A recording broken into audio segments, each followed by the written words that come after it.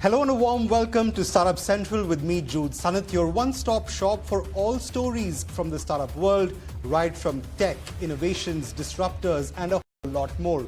To get featured in Startup Central, do write into us at suc@etnow.tv. Now, before we delve deep into the stories of today, let's quickly take a look at everything that's making headlines from the world of startups today.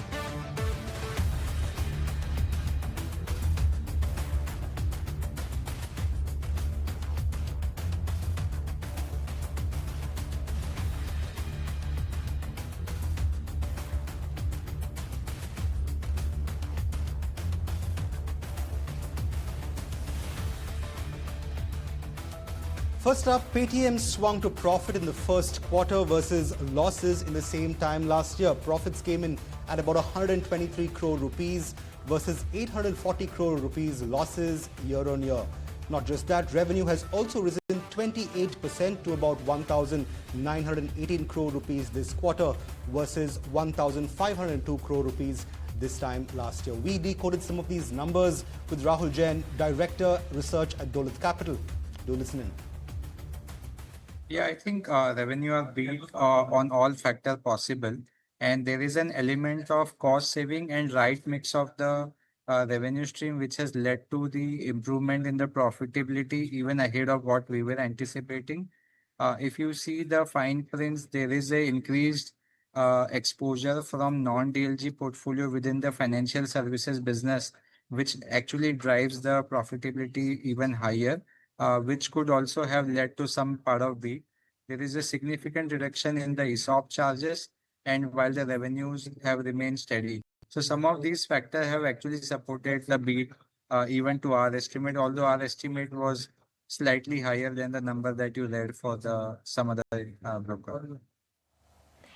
All right. Also, Rahul, tell us, how do you expect the stock to react in tomorrow's trading session, given that Paytm has run up quite a bit, after that sharp correction that we saw. It has run up almost 25% in the last 6 months, and almost 132% in the last 1 year. How do you see the investors to react to these results tomorrow? Yeah, I would not like to comment on one-day movement as such. But if you look at it, generally the stock gets significant re-rating at the cusp when the business turned profitable from a loss-making. As you could see, this is that quarter when the loss-making business have turned into meaningfully profitable business, and the current quarter profit is probably one of the highest among the internet names. So to that extent, there's a big gap of re-rating that could happen in this name. But of course, they have to consistently execute on. Okay. All right, we're also being told that the Paytm Con Call is underway. Let's cut in to listen into what is being said and discussed over that investor con call. Let's cut in now. Which inherently inherits that the book has performed incredibly good for lenders to have their risk and comfort to be deciding, because there were various clearances and clarifications that got issued. And as far as the mix is concerned, I can say that we've linearly extended the previous quarters. The problem of not giving the numbers separately, as you are aware, we've been discussing it many more quarters before. It gets misconstrued that we are the lender or we are lending when we distributed so much of loans. We kept trying different words, but we do not want any ways whatsoever anybody to misunderstand that we are not owning responsibility or book of these loans. So we being the fee-based income, we started to say, let's just talk about the fee. I'm very happy to hear and learn, and we will be very gladly, all of us are available, that what KPI should be help you understand these things that you are asking for.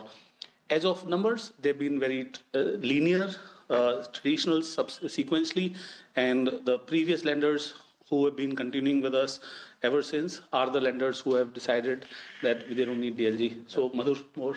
Yeah, and just indicatively, both personal loan and merchant loan grew last quarter, both in terms of revenue and dispersals. And also, the mix is roughly the same as it was last quarter.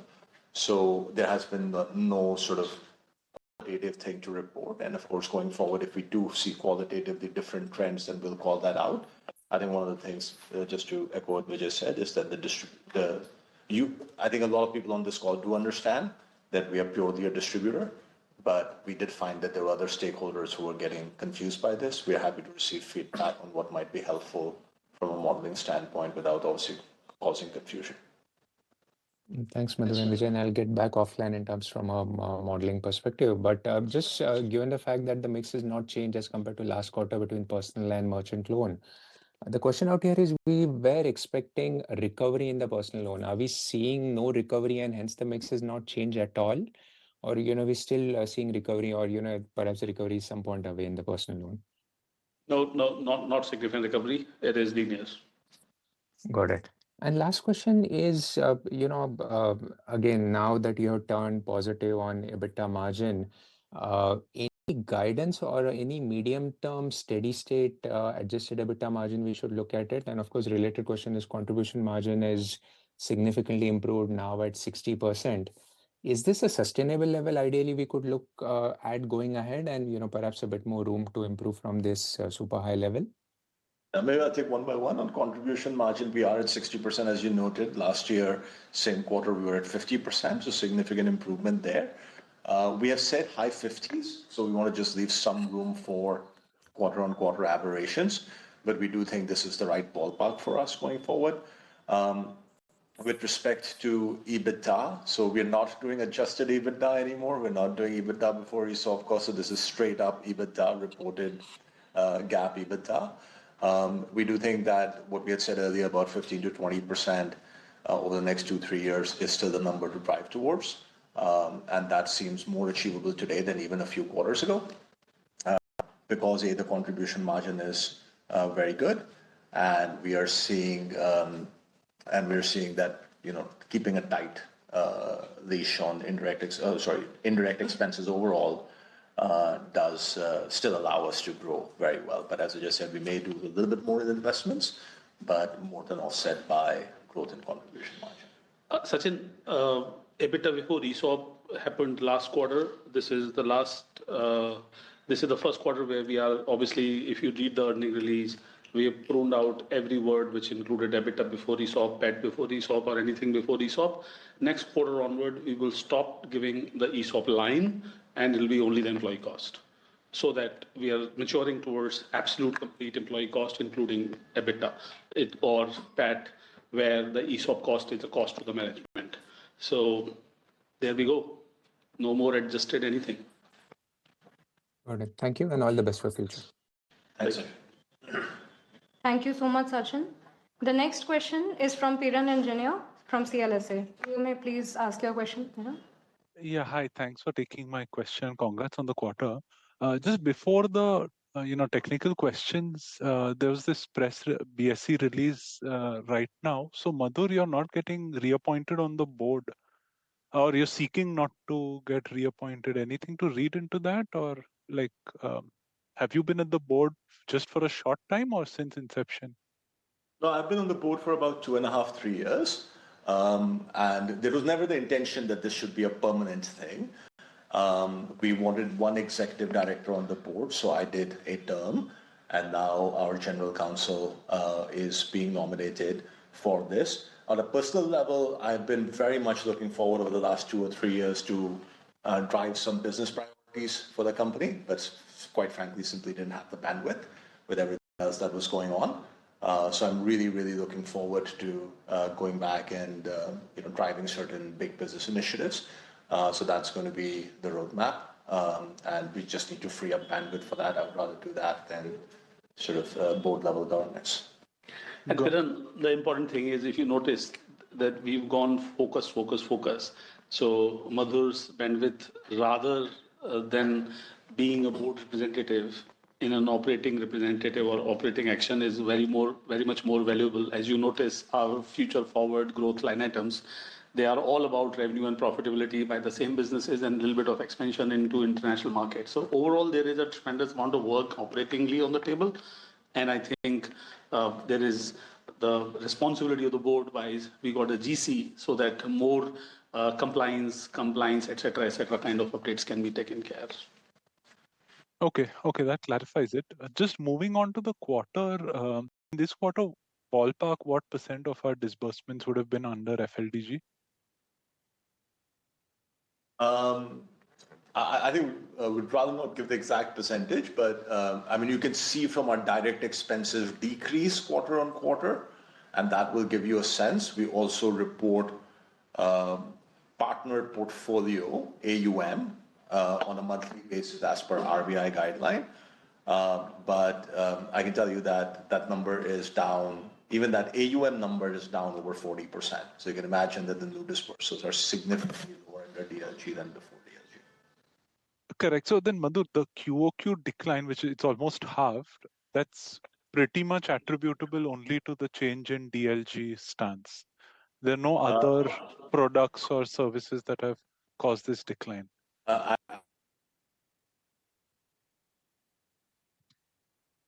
Hello? Oh, sorry, just because it's, I apologize.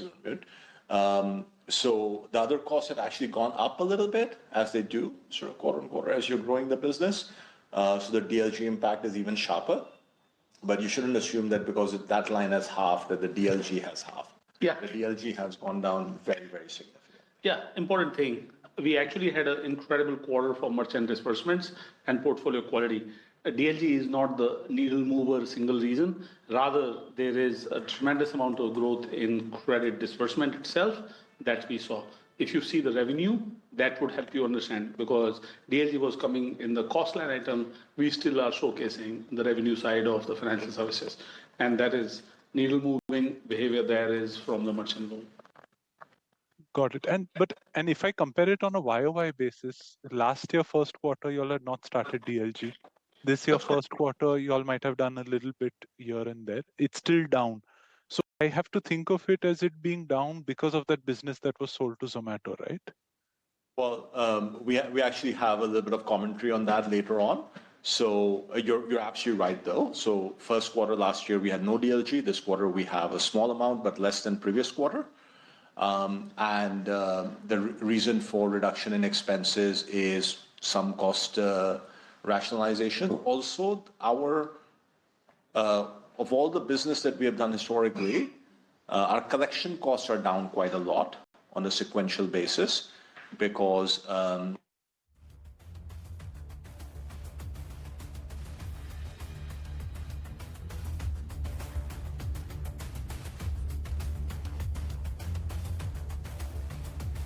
Right, that was the Paytm Con Call discussing some of those financial performances. But on to the quick commerce space now. Eternal shares rose in trade today, even as shrinking profits have continued to remain some concern with the company. However, the management has continued to remain bullish on Blinkit's growth trajectory, even amid narrowing losses. Now, brokerages across the world have also discussed the possibility of raising targets, with Jefferies even eyeing the 400 rupee mark. But what must investors do? Is it time to profit book, or is there some more upside in store? And more importantly, will Eternal sustain its performance amid rising competition. Snehi and Varun join us with the bull and bear case. Snehi and Varun, over to you guys. Well, yes, let's begin by looking at the bull case first. It's all in the stock price itself today, because if you take a look at the stock price, that's up about 13%. We've seen a block deal, new record high on the market cap, a 3 lakh crore market cap now, a new record high in terms of the stock price as well. The street is supportive of Q1 earnings, and let me tell you why. If you take a look at the overall numbers, the revenue is up more than 70%, wherein we were expecting a jump of 57.5%. So big versus our estimates. The B2C business NOV, that's the net order value, is also up 55% on a year-on-year basis. They also have large cash balance on their books, and brokerages, barring a few, have updated or upgraded all their targets as well. So looking very positive on the overall front, Varun. Definitely, there are several good points, but what matters to an investor, to a shareholder, is the profit of the company. And if you look at the profitability of the company, that is down by around 90%. It's just 10% more, otherwise the company would have been in losses. Other than profit, if you look at the overall EBITDA margins of the company, even that has been a miss. So if you look at the operational performance of the company, that has been weak. No doubt, you can say that the revenues were good, but yes, the operational performance was weak, and also the company has actually reduced its profit by around 90%. That's a big number. Well, absolutely. So this is just a broad snapshot. Let's divide the business into segments, and let's first take a look at the food delivery. Their average monthly transacting users have seen a spike of about 2 million people just on a sequential basis, and mind you, these are all unique users. So that's a big uptick coming in. The food delivery business, the adjusted EBITDA margins are at 5% from 3.9% on a year-on-year basis. So big jump over there as well. The GOV growth has sustained above that 16% mark. It's at a 3-quarter high as well. And the management has also said that their NOV has bottomed out, and there are only good days ahead, Varun. Definitely, the food delivery business was a tailwind before. Now it has become a headwind for the company, because if you look overall net order value, that is up by around 13% versus the 14% growth that the company has delivered in the previous quarter. Also, if you look at the margins, there is a decline on a quarter-on-quarter basis, and this is actually after 14 quarters that the overall margins have shown a decline. Also, the management has reduced the overall growth guidance from 20 to 15%. So there is nothing to rejoice over the food delivery business of the company as well. So, okay, if you say the food delivery is a headwind, let's talk about the tailwind this time, and that's the entire quick commerce business, the Blinkit arm of the company. That segment, revenue has beat our estimates, so has GMV growth, much better than our estimates. The EBITDA loss, Varun, has reduced this time from 162 crores from 178 earlier. The negativity in EBITDA margins have also reduced. So I would say this is a big green flag coming in from Blinkit. Average monthly transacting users are up. Some cities are already delivering a 2.5% plus EBITDA, and the management has also said that the margins have bottomed out. So looks like only better days ahead. Snehi, you yourself told the bear case, because you said the EBITDA loss. It is still a loss.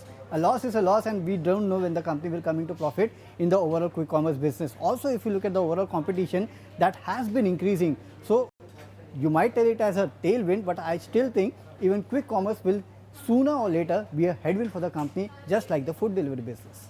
Let me try and change your mind, Varun. One last segment, let's take a look at the Hyperpure business. This time the numbers are much better than our estimates. Revenue has gone up by 89%. We were expecting a 75% year-on-year jump. What do you have to say here? You trust the management?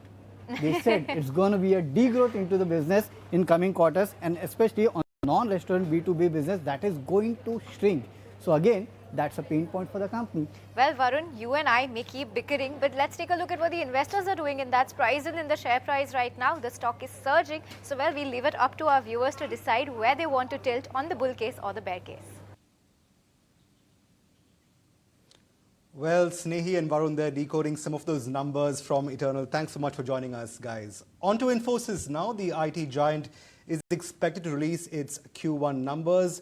Now, while the street expects some pressure on the profitability front, what else is on the radar? Let's go over to Pulkit to find out.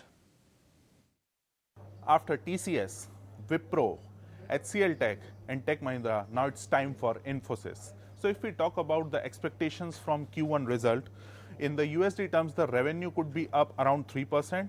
In INR terms, we are expecting around 2.3% upward movement in revenue. If we talk about EBIT, we are expecting somewhere 3% up. If we talk about EBIT margin, we are expecting it to be flat, around 21%. And if we talk about profit after tax, we are expecting to go down by around 3.5%. If we talk about the management commentary expectation, we are expecting the deals to be stable, around $2.5 billion. We are also expecting a weak discretionary spending in manufacturing and retail segment clients.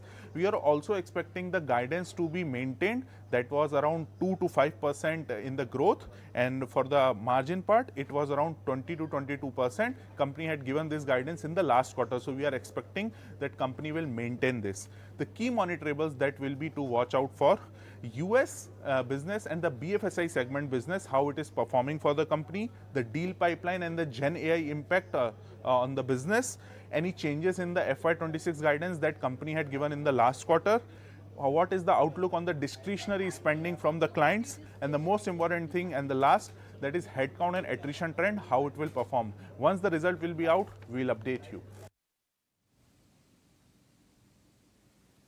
All right, thanks Pulkit for joining us for that quick analysis. On to Foxconn now. The Taiwanese giant's rare earth metal crunch is threatening to derail Apple's ambitious manufacturing pivot in India. According to some reports, Foxconn's Telangana-based AirPods unit is facing production issues thanks largely to a shortage of dysprosium, which of course is a rare earth metal. Now, this is crucial for making Apple's earbuds, and the root of the problem, well, it's Chinese curbs on exports of rare earth. Now, Foxconn has flagged the issue with the government of Telangana, which in turn has roped in the Centre for Help. Now, while production has not been halted completely, reports say there has been a significant slowdown. Foxconn is now working with its existing inventory and is expecting approval for supplies from China by the end of the month. Now, the one question that's been on everyone's mind for quite a while now, are crypto platforms in India legal or illegal? Now, the government says that question does not even arise because these platforms may not even be regulated, and in fact are not regulated in the first place, at least not as yet. Minister of State for Finance Pankaj Chaudhary told Parliament that the country has no law to govern the legality of such platforms for now. However, from an anti-money laundering standpoint, the Financial Intelligence Unit registers virtual asset service providers under the PMLA.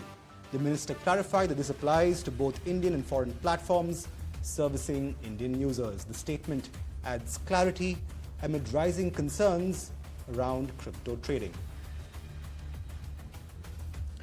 Right, now what if assistive technology could bridge the gap between limitations and the world of limitless possibilities? Samarth by Hyundai, an initiative by Hyundai Motor India Limited, is paving the way towards an inclusive and accessible world for persons with disabilities, one innovation at a time. Through this platform, we are highlighting assistive technologies that aim to transform the lives of persons with disabilities and empower them as they navigate life with confidence and independence. Have a look at how this startup is creating inclusive technology for people with upper limb disabilities in India.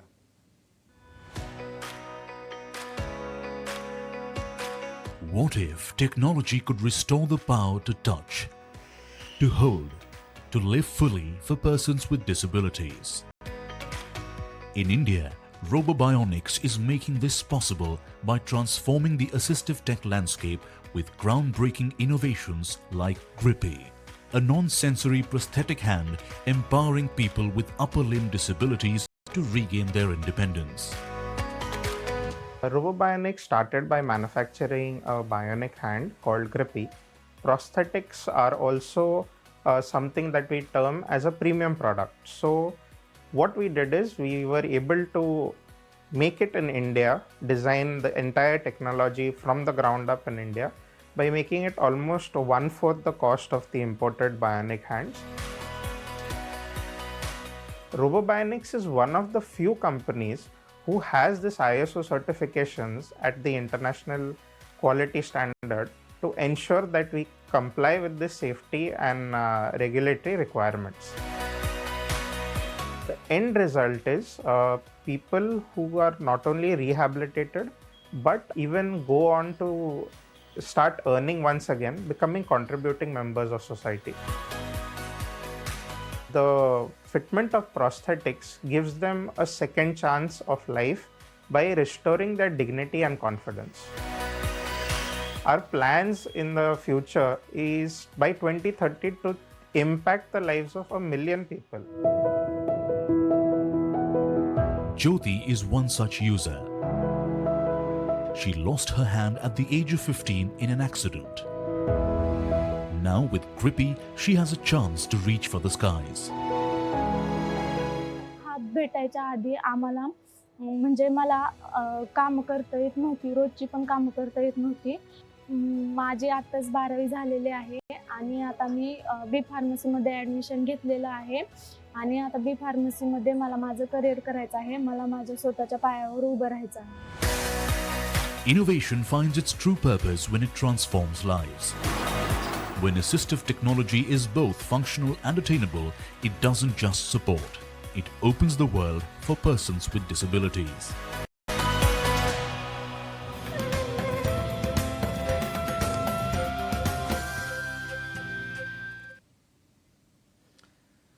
Well, on that heartwarming note, it's a wrap on this edition of Startup Central on ET Now. Keep watching and keep staying tuned for more updates from the world of startups and business. For now, it's goodbye from us.